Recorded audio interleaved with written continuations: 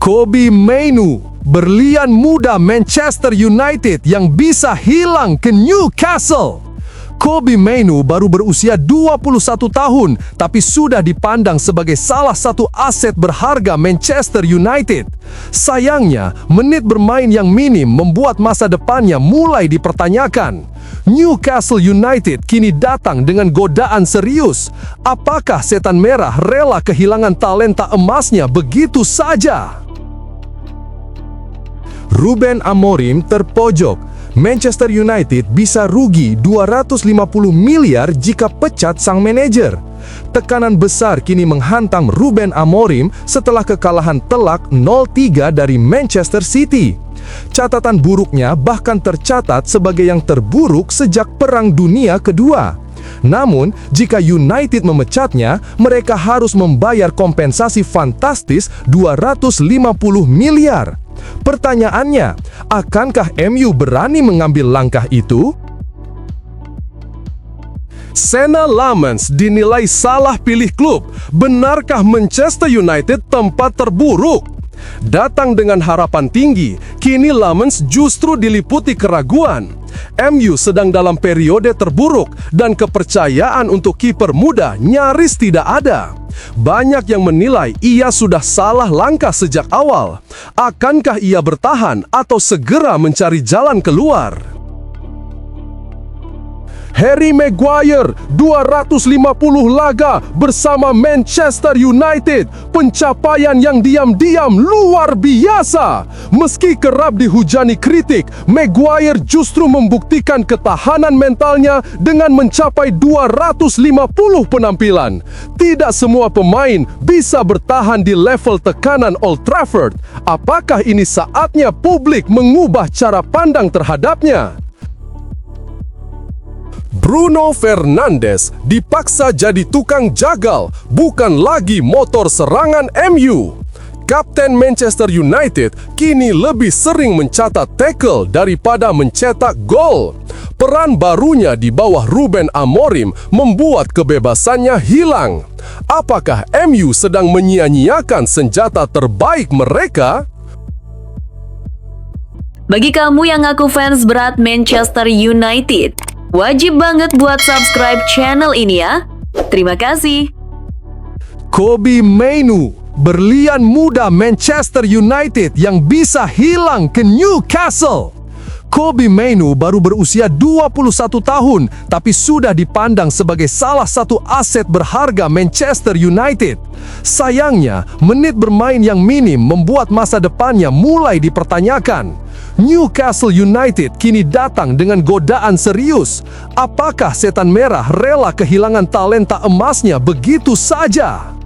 Kobbie Mainoo kini berada di persimpangan penting dalam karirnya. Gelandang muda berusia 21 tahun itu masih kesulitan mendapatkan menit bermain di Manchester United, padahal potensinya digadang-gadang sebagai salah satu aset masa depan klub. Musim ini, catatan Mainoo jauh dari kata ideal. Ia baru sekali tampil sebagai starter, itu pun di ajang EFL Cup ketika setan merah dipermalukan oleh Grimsby Town. Di Premier League, ia hanya mencatatkan sekitar 73 menit bermain.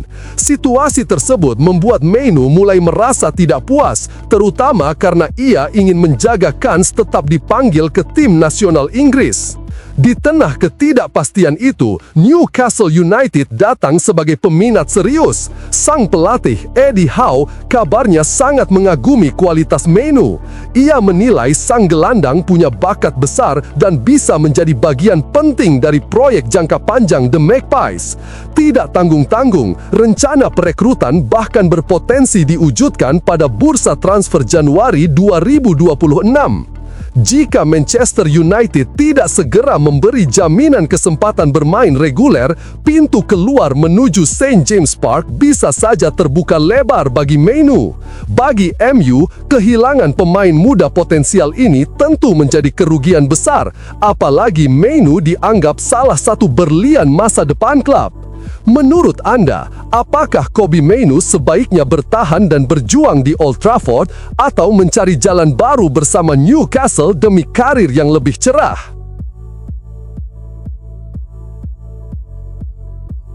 Ruben Amorim terpojok. Manchester United bisa rugi 250 miliar jika pecat sang manajer. Tekanan besar kini menghantam Ruben Amorim setelah kekalahan telak 0-3 dari Manchester City. Catatan buruknya bahkan tercatat sebagai yang terburuk sejak Perang Dunia Kedua.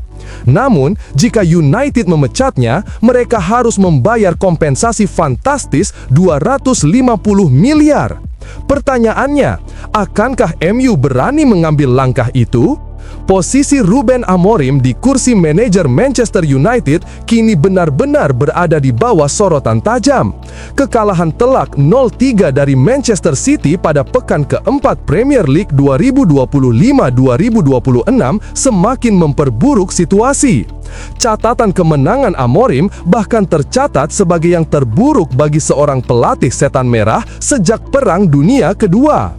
Formasi andalannya 3-4-2-1 dianggap terlalu kaku dan sulit beradaptasi sepanjang pertandingan. Meski kritik deras berdatangan, Amorim menegaskan dirinya tidak akan mengubah filosofi permainan. Menurutnya, satu-satunya jalan untuk perubahan hanyalah jika klub memutuskan mengakhiri kerjasama lebih dulu. Laporan Daily Mail menyebutkan Manchester United harus menyiapkan sekitar 12 juta pound atau setara 250 miliar jika memecat Amorim lebih awal. Sebelumnya, klub membayar 9,2 juta pound kepada Sporting CP untuk memboyongnya pada November 2024 dan langsung mengikat kontrak berdurasi 2,5 tahun. Amorim sendiri menerima gaji 6,5 juta pound per musim. Walau ia pernah mengatakan siap hengkang tanpa kompensasi jika dianggap gagal, klausul kontraknya tetap menjamin hak biaya pemutusan yang besar. Meski tekanan kian menumpuk, manajemen Manchester United dikabarkan masih memberi dukungan kepada Amorim. Di ruang ganti, mayoritas pemain juga masih berada di pihaknya, meskipun ada sebagian yang mulai mempertanyakan gaya kepemimpinannya yang keras. Satu opsi lain yang bisa meringankan beban finansial MU adalah jika ada klub lain yang tertarik merekrut Amorim. Benfica disebut-sebut sebagai kandidat potensial, terutama jika ada pergantian pelatih di sana, yang membuka peluang bagi Amorim untuk kembali ke Portugal.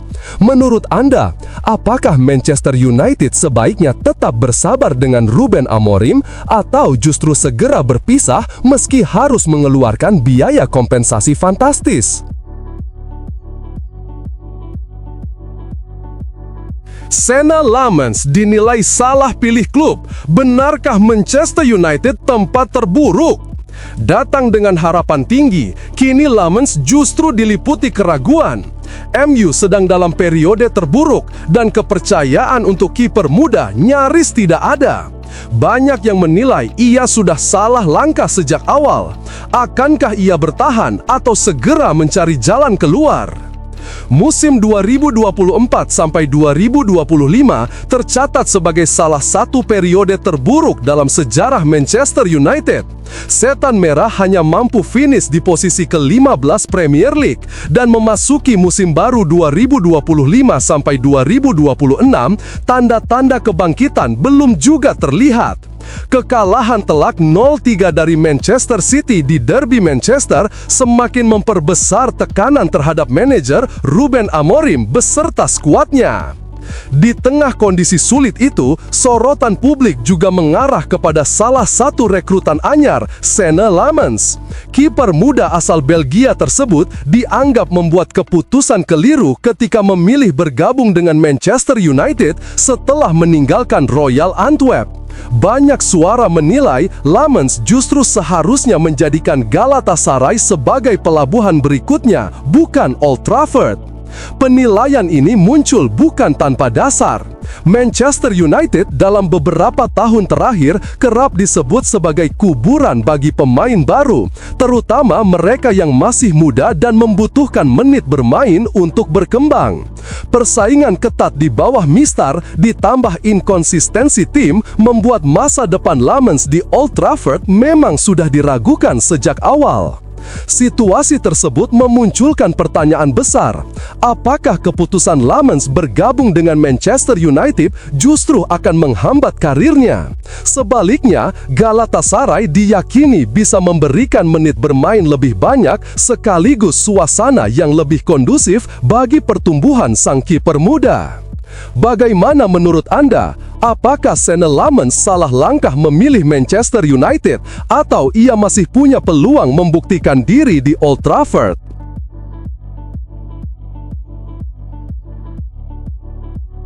Harry Maguire, 250 laga bersama Manchester United. Pencapaian yang diam-diam luar biasa. Meski kerap dihujani kritik, Maguire justru membuktikan ketahanan mentalnya dengan mencapai 250 penampilan.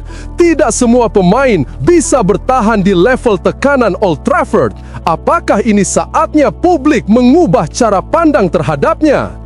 Harry Maguire mencapai tonggak penting dalam karirnya di Manchester United. Bek asal Inggris itu resmi mencatatkan laga ke-250 ketika tampil pada derby Manchester akhir pekan lalu, meski Setan Merah harus menelan kekalahan menyakitkan. Sejak didatangkan dari Leicester City pada 2019, Maguire langsung diproyeksikan sebagai tembok utama pertahanan United. Perjalanannya tidak selalu mulus, pasang surut performa kerap menjadi sorotan publik. Namun, catatan 250 pertandingan menunjukkan bahwa ia tetap menjadi bagian penting dalam skuad selama beberapa musim terakhir. Dengan pencapaian tersebut, Maguire kini masuk ke dalam daftar eksklusif bek tengah yang berhasil mencapai setidaknya 250 penampilan di semua kompetisi untuk Manchester United. Ia menjadi bek ke-10 yang mencapai level itu, bergabung dengan deretan nama besar seperti Rio Ferdinand, Gary Pallister, Steve Bruce, John O'Shea, Wes Brown, Mikael Silvestre, Chris Smalling, Nemanja Vidic, dan Victor Lindelof. Meski catatan ini terbilang prestisius, Maguire masih menghadapi tantangan besar. Persaingan di lini belakang United semakin ketat, membuatnya harus terus membuktikan diri agar tetap menjadi pilihan utama di jantung pertahanan. Bagaimana menurut Anda? Apakah Harry Maguire pantas mendapat lebih banyak apresiasi atas konsistensinya, atau justru sudah saatnya United mencari pengganti baru untuk lini belakang mereka?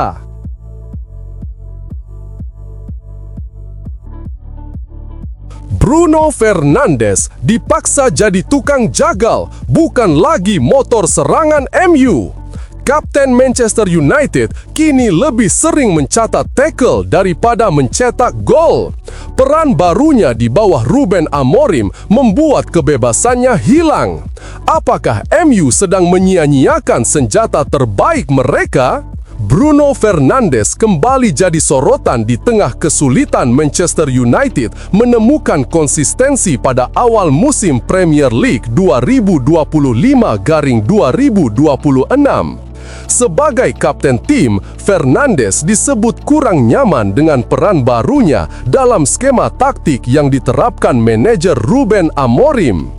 Sejak Amorim mengandalkan formasi 3-4-3, posisi Fernandes mengalami perubahan cukup drastis. Biasanya, ia ditempatkan lebih dekat ke kotak penalti lawan untuk mengatur serangan sekaligus mencetak gol. Kini, ia justru ditugaskan bermain lebih dalam. Perannya sebagai penghubung antara lini belakang dan depan membuat kebebasannya di area menyerang semakin terbatas. Dampaknya terlihat jelas dari catatan statistik. Fernandes baru melepaskan 4 percobaan tembakan dari luar kotak penalti dan hanya 7 kali menyentuh bola di dalam kotak lawan. Sebaliknya, jumlah tackle-nya justru meningkat hingga 11 kali. Angka yang menegaskan ia kini lebih banyak bekerja di sektor bertahan ketimbang menjadi motor serangan utama. Meski kabarnya tidak sepenuhnya puas dengan peran tersebut, Fernandes tetap menunjukkan profesionalismenya. Ia memilih bersabar dan berkomitmen memberikan kontribusi terbaik bagi tim. Namun, dengan performa Manchester United yang masih terseok di papan tengah, wajar jika muncul pertanyaan, apakah perubahan peran ini benar-benar menguntungkan sang kapten sekaligus klub? Menurut Anda, apakah Bruno Fernandes sebaiknya tetap beradaptasi dengan peran barunya atau Amorim harus mengembalikannya ke posisi lama agar potensi terbaiknya bisa keluar?